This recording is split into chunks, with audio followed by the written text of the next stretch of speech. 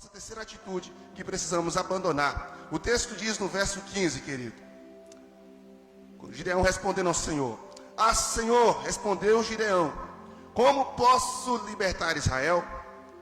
O meu clã, o meu povo, é o mais pobre de Manassés. A minha família, a menor, eu sou o menor da casa de meu pai.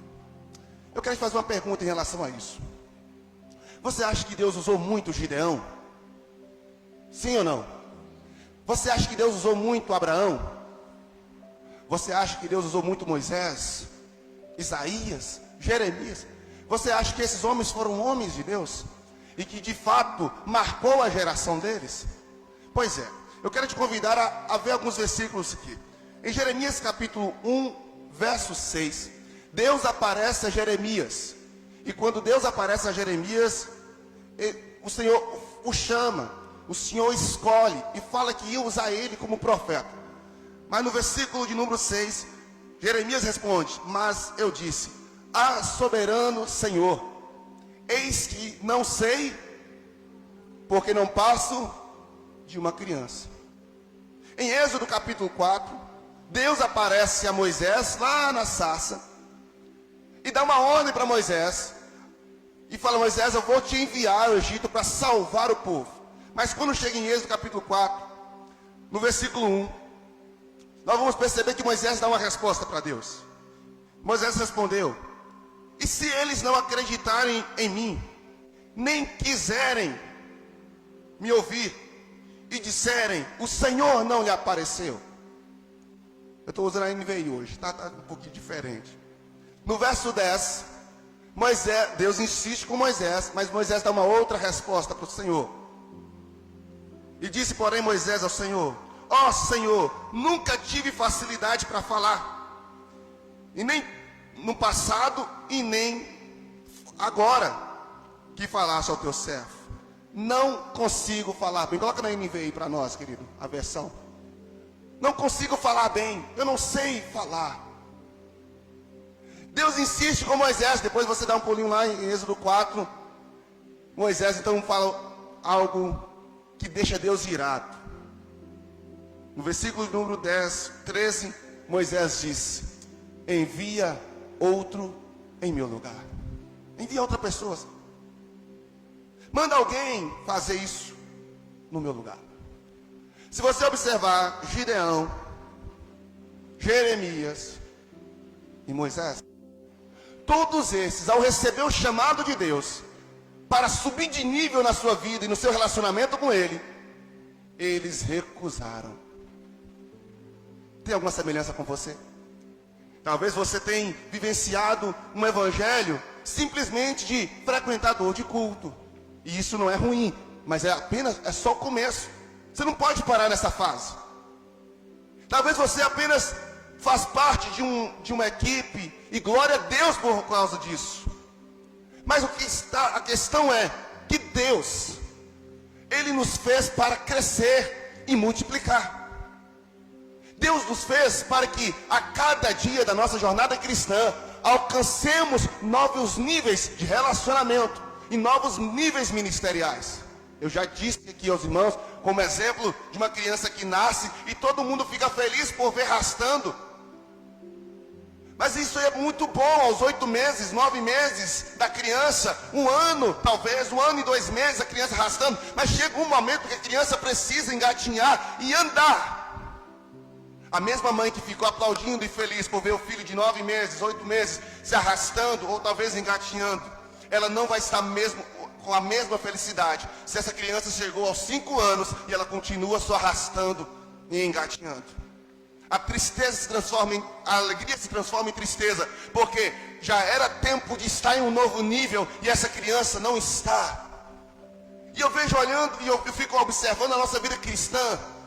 Quando o autor de Hebreus escreve o seu livro, eu não me lembro agora o capítulo, mas ele diz: o tempo que já era para vocês serem mestres, vocês precisam que eu fale a vocês os primeiros rudimentos da fé.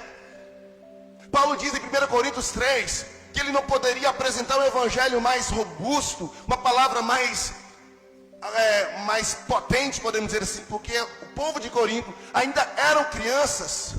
E ele tinha que dizer que com leite os criou, e não poderia dar um alimento sólido, porque ele ainda era criança.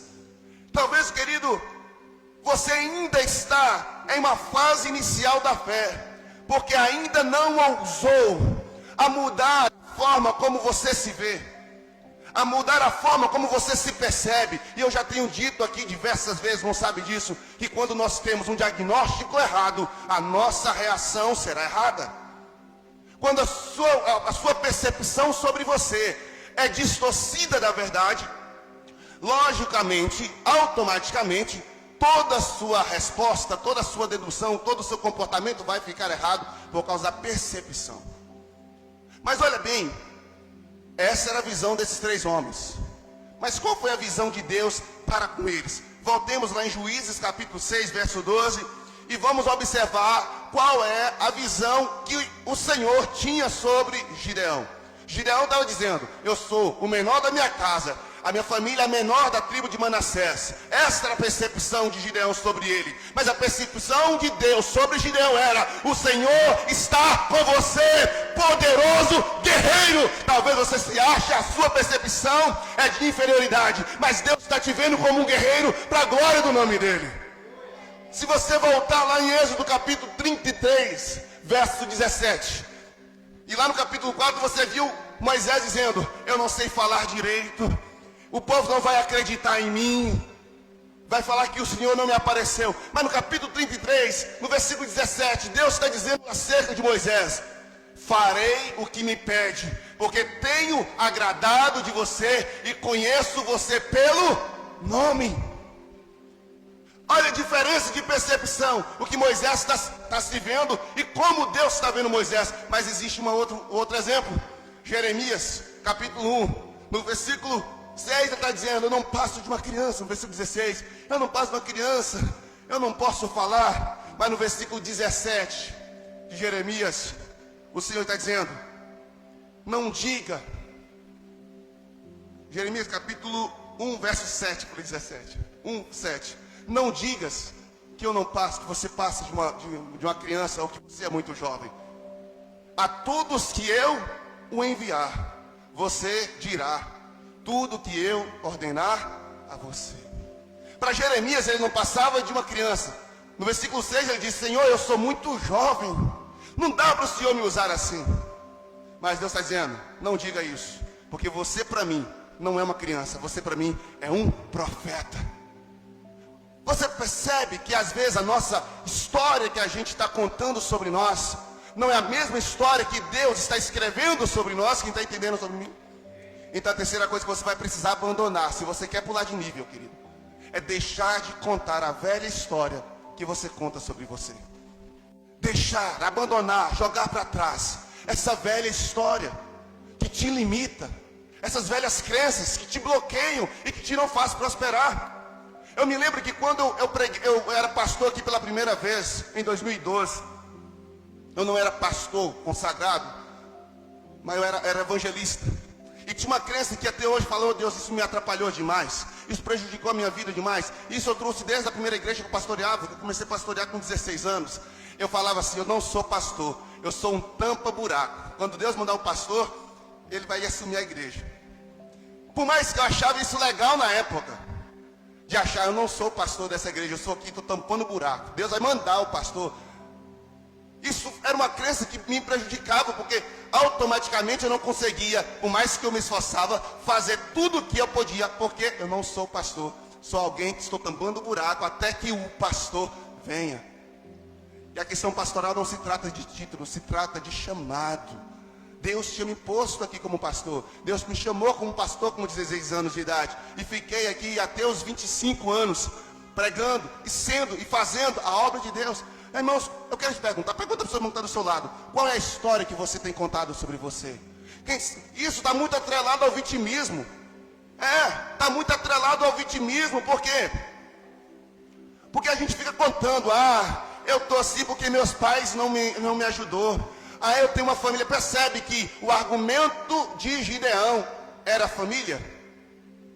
O argumento de Gideão era família. Ah, Senhor, eu não posso porque é minha família.